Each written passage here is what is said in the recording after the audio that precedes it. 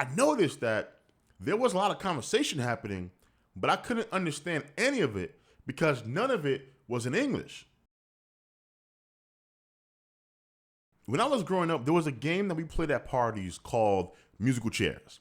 Now, for some of you, I know the kids don't play games anymore, really, not in person. So if this game might mean nothing to you, but if you're like my age, I'm 31, and up, you played musical chairs. And for those of you that have never played it before, basically it was a game where music will be playing, and you set out a certain number of chairs, and there would be people walking around those set number of chairs. Right now, the way the game is set up, you want there to be one less chair than however many people you have walking around those chairs. And they're walking, the music is playing, and you have to walk around the chairs, and there's somebody that's attached to the music, and eventually they hit pause. When they hit pause, you run and try to get a chair as fast as possible.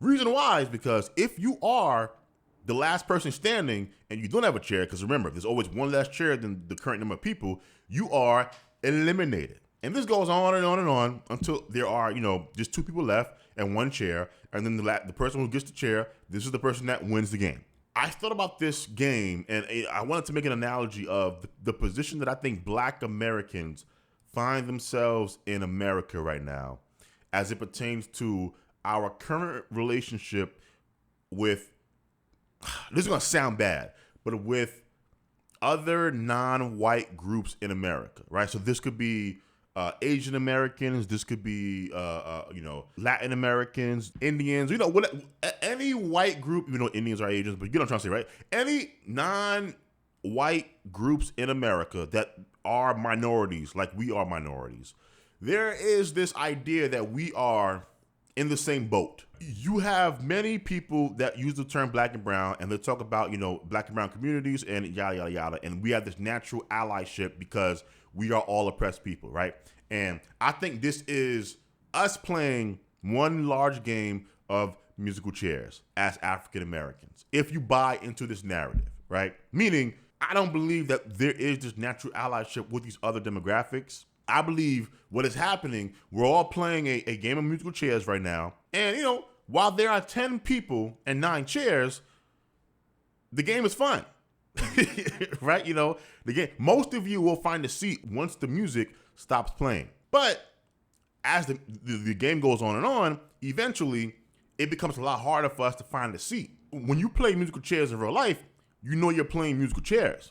I think what's happening politically and socially to African Americans in America, we are playing a game of musical chairs, but no one told us that, hey, you're playing a game of musical chairs. And once this music stops playing,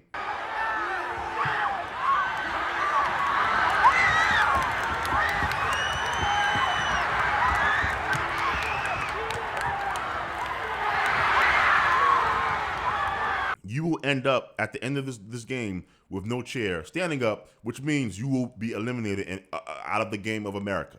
And I think that is where we are. And what inspired this video, so I was sitting on the bus reading my book, and as the bus ride is going, I noticed that there was a lot of conversation happening, but I couldn't understand any of it because none of it was in English. None of it. And again, I grew up in the South Bronx.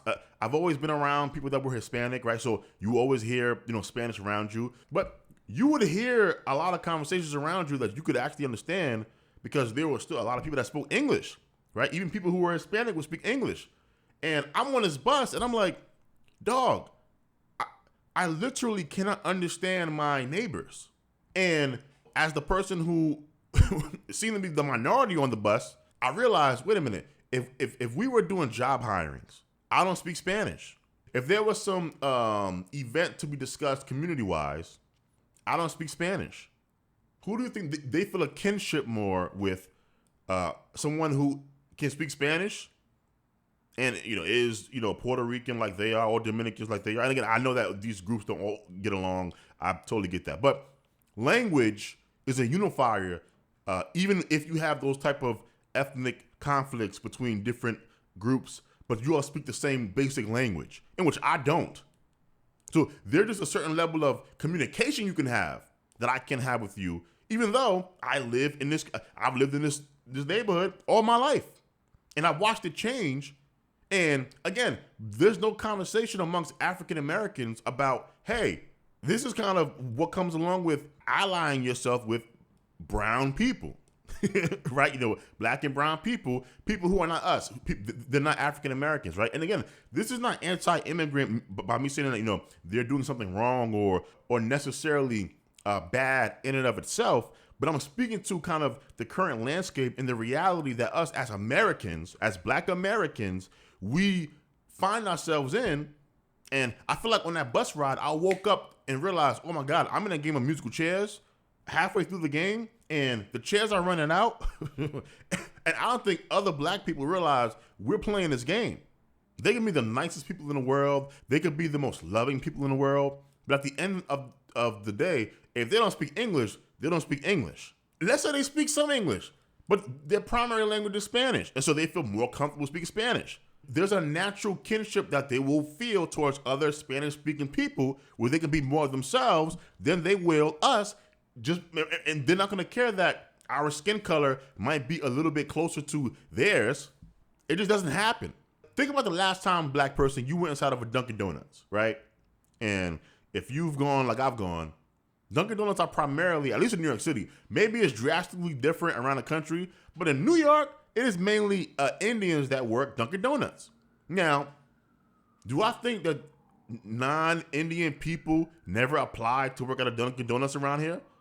Of course, it's ludicrous. Of course they have. But they didn't get the job because they were not a part of that cultural community. The people who, franchised these Dunkin' Donuts or who became managers at these Dunkin' Donuts, they wanted to hire people within their communities. And again, they're not doing anything that's necessarily wrong. But you see what I mean when I say, oh, we're playing a game of musical chairs and we're left, end of the game, no seat left, if we even make it that far. And so I really think we need to wake up as Black people and have a much more honest and uncomfortable conversation about immigration, about who are our allies. When you get into a coalition, there needs to be a conversation before we decide, you know what, let's join this coalition. We were put into this Black and brown coalition. I don't remember us having any town hall meetings as Black people or any specials on BET, right? Like we didn't have that. The Black elite, as usual, started saying Black and brown everywhere, Black and brown, Black and brown, Black and brown, and we all kind of started parroting these things. And I don't think we really have taken a step back to really think about what this actually means. Because I've been saying that the natural ally of the Black man is actually the white man in America. So let me know what you think about what I'm saying here. Am I making sense? I'm recording this a little bit later than usual, so I tried to make sure all my thoughts got out there concisely. I don't care if you agree or disagree with me. Do you understand the point that I'm making? Comment below. Again, you can disagree with me ultimately, but do you at least understand the argument that I'm putting forth? And do you think that what I'm saying is worth considering as Black Americans? And of course, if you're not Black, feel free to comment down below as well. If you're white, Hispanic, whatever. Again, this is not non-white people, as in I have a problem with you all in and of itself. You guys are coming to America to better the lives of yourself and your families, as you should. This is a conversation about us as African Americans, and there's a shuffling of the board taking place. And I don't see us having the actual important conversation that we need to be having about, hey, what type of game are we trying to play?